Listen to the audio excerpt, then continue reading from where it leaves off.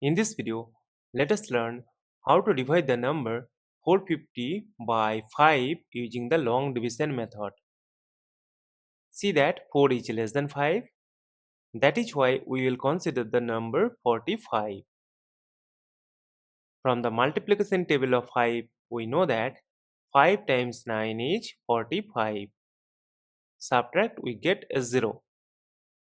As 0 is less than 5, so we will bring down this number 0 here. Now see that this is the number 0. So we can remove 1 0. And we know that 5 times 0 is 0. Subtract, we get 0. As we have no number to bring down here, so we will stop. Therefore, 450 divided by 5 is equal to 90. And this is our final answer.